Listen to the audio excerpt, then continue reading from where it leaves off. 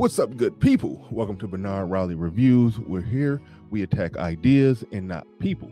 We attack ideas and not people. Today, I'm going to be talking about the lead attorney. That's right. The lead attorney is very fastly turning into my favorite YouTube channel. He's a divorce attorney, I should say, a divorce attorney who essentially speaks the language of what is known as the manosphere. So it's very interesting where a lot of the things that we talk about and debate about and do long 3-hour live streams yelling and screaming about stuff, he actually breaks it down legally, a lot of the stuff that we're talking about. So I definitely recommend it, greatly enjoy it. He did a show, something that we talk about a lot here, is the show was, do prenups really work? Do prenuptial agreements really work?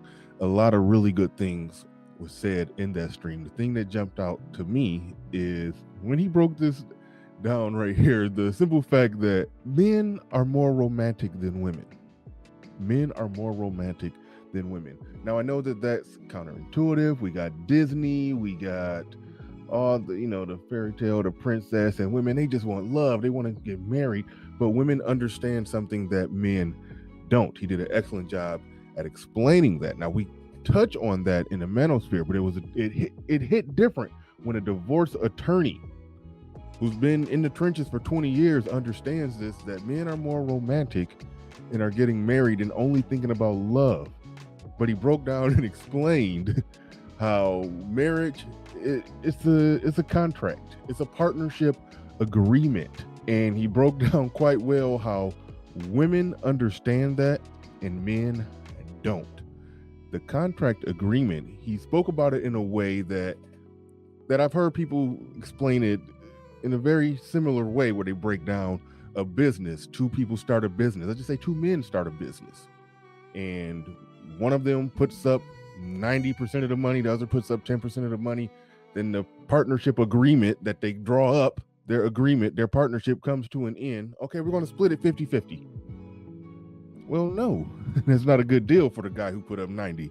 We all know and we understand that. We know and we understand that. But when it comes to marriage, men don't understand that. And that's one thing that he's in the trenches understanding, that men don't understand it, but women understand it, because women typically won't sign the bad contract. We know the very famous examples with Jeff Bezos and all the other rich people who sign those contracts and they get taken for half of everything. Women understand that. And the thing that we talk about in this space, and we see women say it all the time on Kevin Samuels, and just if you just ever just listen to women talk, they will say the simple thing that they have to be with a man that makes what they make or more. Now, we thought that was just good old classic hypergamy, which I have no problem with, and I understand that women have a need to be provided for. But when you're breaking it down from a legal perspective and signing that contract, he's saying that the added layer to that is not just them being women and being feminine and wanting to be provided for by a masculine man. He's saying, no, women understand that contract. They understand that if they're making $120,000 a year and the guy is making 50, that's a bad contract. They're going to get the bad end of that breakup. And men don't understand that. Men have been signing that bad contract for years. Women understand that at a level to where they're not going to sign that contract. Now, yes, I've talked about before how women are the breadwinners in a lot of the marriages, not the majority, but in a lot of marriages today, women are the breadwinners. But he's saying down in the trenches, women are not signing that contract if it's a lopsided deal. They won't sign the lopsided deal. They won't do it. And just think about it, even in a situation where, let's just say that there's a waitress working at a coffee shop, living off tips, making $30,000 a year, the dishwasher making $30,000 a year, and the two of them are dating. If she has some pending recording contract or some pending model contract, she's going to go make $100,000, if not $1 million. Who knows? You think while all that is pending, you think she's going to marry that dishwasher? No. But if that dishwasher who played the guitar on the side is finally about to get his big break, he'll still marry that waitress. Why? Love. Men are more romantic. We will get married out of love and love alone and not think about the contract, not think about the partnership agreement. And it's something that we've talked about in this space, but I can't stress it enough. It hits different when you're seeing a divorce attorney, a brother, who's breaking it down, speaking our language, but who's been in the trenches for 20 years, and he knows how men think and how men operate, and men are just coming in, just eyes, nostrils wide open, everything just in full, just love. But women are the ones who take the step back and look at that contract, and we've seen it so many times. I remember having this conversation with women when a guy was rich. I hate to just use rich examples, but just go with me. The guy's worth $100 million. He's worth 100 mil. Get a divorce from his wife. Cut him in half. She got 50 million. He got 50 million. I'm sitting there saying that doesn't make sense. Yes, you don't want to send her back to the projects. You don't want to do that. That's mean. So yeah, but she should get broke off with at least 1, 2, 3, maybe 5 million. Tops. Have that conversation with the woman and they're going to be saying, no, contract. Yeah, but she had nothing to do with the money. Contract. I know, but he made all that money by himself without her, and contract. I know, but contract. They have that conversation with the woman. They're going to go right to contract. You signed the deal. The deal is the deal is the deal. That's how women talk when it comes to this thing. But it never dawned on me that they really think like that before the marriage. That's the part that even I was a little late to the party on. That even before the marriage, that they're just thinking contract. I think it probably should spark a lot of debate in this space, because he did go on to say is the first thing that the judge is going to say when you go in there to get a divorce is, do you have a partnership agreement, aka a prenup? You say, no, we don't have that. Then he's going to reach into his desk, and he explained it just like this. He's going to reach into his desk and say, no problem. I got one right here.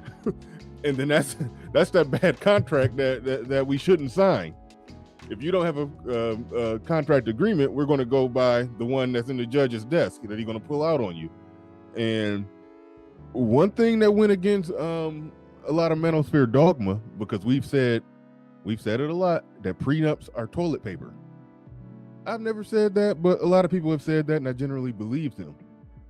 But he broke down from a legal standpoint how you can get an airtight prenup. You can draw it up however you want it, have a lawyer draw it up however you want it, and the key is get her own separate lawyer and have her lawyer draw it up, and then they sign. Everybody signs, everybody good with it, and the prenup has to be signed 6 months prior to the wedding. A lot of prenups get thrown out because the guy is almost at the altar, like, honey, hold on, real quick.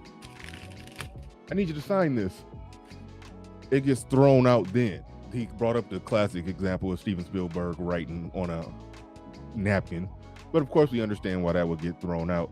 But the whole notion that we say all the time, she could just say she was under duress. The prenup was handed to her too close to the time of the marriage. But he broke it down to where if you want it to be airtight, give it 6 months. Get the prenup signed, give it 6 months. Get it drawn up however you like it. You agree, get it to your lawyer. You and your lawyer come to an agreement that that's what you want. Go to her lawyer. They come to the agreement. That's what they want. Everybody agrees. Everything gets signed. Wait 6 months. Get married. According to the lead attorney, who I have every reason to believe he's in the corner of men. Most of what he's doing and what he's saying is fighting for men. He says you can get an airtight prenup if done correctly. And he says the $1 million question, when you hear about a prenup getting thrown out, the $1 million question is asked, why was it thrown out? And there's normally a reason. Now, maybe they can play fast and loose with the reasons why it was thrown out, but he said that there's a airtight way to get it done. And I found that interesting because that kind of goes against manosphere dogma, even though a lot of things that he says and that he talks about completely 100% confirms a lot of things and even adds extra added layers to the things that we've been talking about. But at the end of the day, like I said, this is my very fastly becoming my favorite YouTube channel. There's a wealth of information there. You said a lot of times that men are getting the bad end of the deal in a lot of these situations is from lack of knowledge, lack of information. So he's really putting the information out there. So I highly recommend it. Highly recommend everyone go check out that channel. And that's Bernard Riley Reviews. Thank you for coming on in. Appreciate you. Make sure you like, share, subscribe, and do all of that good stuff. And as you know, the live show is sometimes Monday through Sunday. Sometimes I come on every day, Monday at 9 o'clock. So make sure you go check it out. Make sure you go and check out the live show. Most of them do get put on Patreon. So I do recommend you becoming a Patreon as well, so you don't miss the live shows, because the live shows, after they're live, they go right on Patreon. And with that said, I am out of here. Peace.